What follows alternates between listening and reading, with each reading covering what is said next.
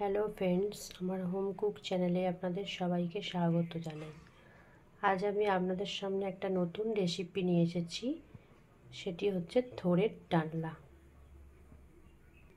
এখানে থোড় কুচি কুচি করে কেটে রেখে দিয়েছি।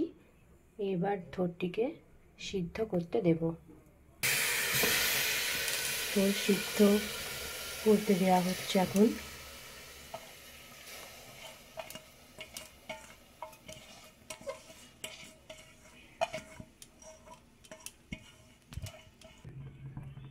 অল্প সামান্য জল দিচ্ছি, সামান্য হলুদ দিলাম, দিয়ে এটিকে এবার সিদ্ধ হতে দেব প্রেসার কুকারে।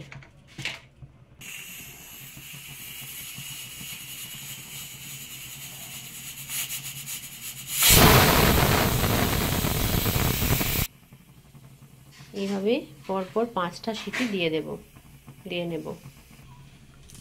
5টা সিটি হয়ে গেছে। এবার আমি প্রেসার কুকার 5টা সিটি হয়ে গেছে করে দিলাম। এখানে আলু কাটা আছে, আলুগুলোকে এবার ভেজে নেব সাদা তেলে। আপনারা চাইলে সর্ষের তেলেও করতে পারেন, আমি এখানে সাদা তেলই ব্যবহার করছি।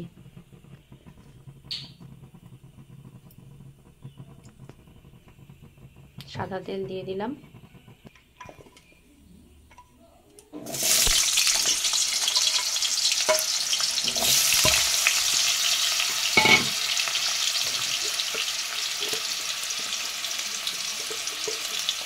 সামান্য পরিমাণ আলুতে একটু অল্প হলুদ দিলাম, দিয়ে আলুগুলো কিছুক্ষণ ধরে ভেজে নেব।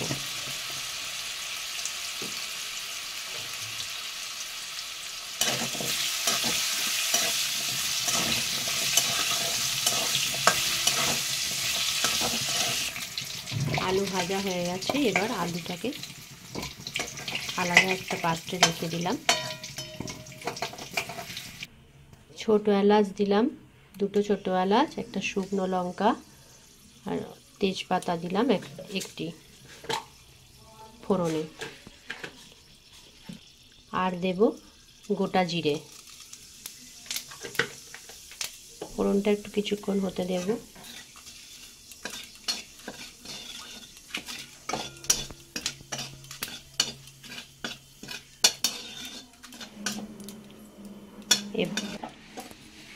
ফোড়নটি হয়ে এসেছে। এবার আলুগুলো যেগুলো ভেজে রেখেছিলাম ওগুলো দিয়ে দিলাম।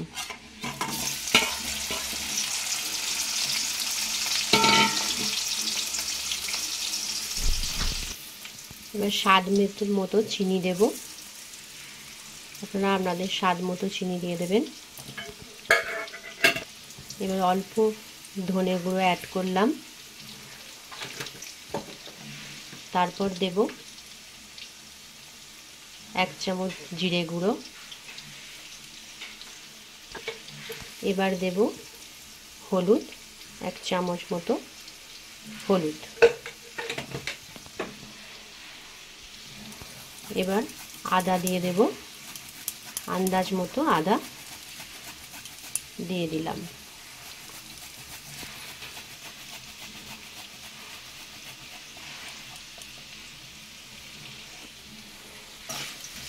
একটু নাড়াচাড়া করে নেব সব কিছু দিয়ে। এবার 1 চামচ মতো লঙ্কা গুঁড়ো অ্যাড করলাম। আপনারা লঙ্কাটা যে যার স্বাদ মতো দিয়ে দেবেন, যে এরকম ঝাল পছন্দ করেন সেরকম পরিমাণ দিয়ে দেবেন। যদিও থোড়ের ডালনা খুব ঝাল ভালো লাগে না, সামান্য পরিমাণে লঙ্কা গুঁড়ো দেবেন। এবার কিছু ছোলা ভিজানো ছিল, সেই ভিজানো ছোলাগুলো অ্যাড করলাম, দিয়ে একটু কিছুক্ষণ মশলাটা কষিয়ে নেব।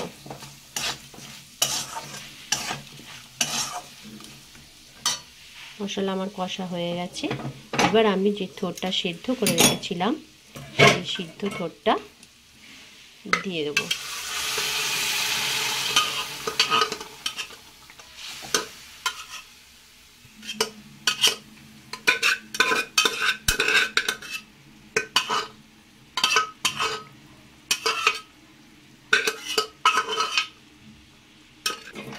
হালকা একটু নাড়াচাড়া করে নিয়ে বেশ কিছুক্ষণ একটু কষিয়ে নেব থোরটাকে। তারপর এবার আমি পরিমাণ মতো নুন দিলাম।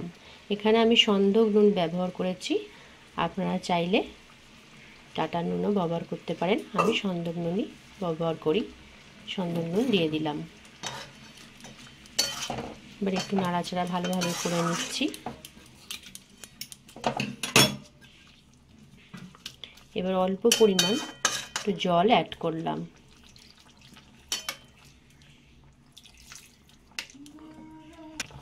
এবার কিছুক্ষণ এটাকে হতে দেব। কিছুক্ষণ এটা হচ্ছে। এবার আস্তে আস্তে ভালোভাবে সিদ্ধ হয়ে গেলে তারপর আপনাদের কাছে আবার ফিরে আসছি। এখন কিছুক্ষণ এটা হতে দেব। আমার এখানে হয়ে এসেছে, তো ভালো সিদ্ধ হয়ে গেছে ভালো। এবার নামাবার আগে অল্প একটু ঘি দিয়ে দিলাম, স্বাদ মতো অল্প একটু ঘি দিয়ে দিলাম। এবার অল্প ঘি দিয়ে একটু নাড়াচাড়া করে নেব।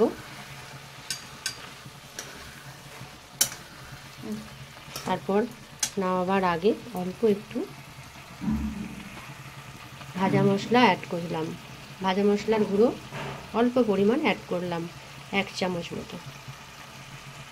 এবার এটা ভাজা মশলাটা দেওয়ার পর অল্প একটু নাড়াচাড়া করে নেব।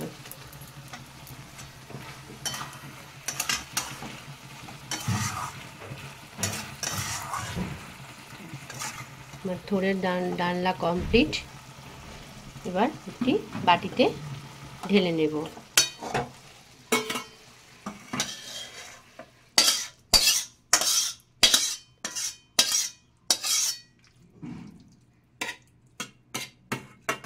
বন্ধুরা, আপনারাও এইভাবে বানিয়ে দেখবেন, কেমন লাগলো রেসিপিটি বলবেন, জানাবেন। আর ভালো লাগলে, আমার রেসিপিটি ভালো লাগলে আপনারা লাইক, কমেন্ট অ্যান্ড শেয়ার করবেন।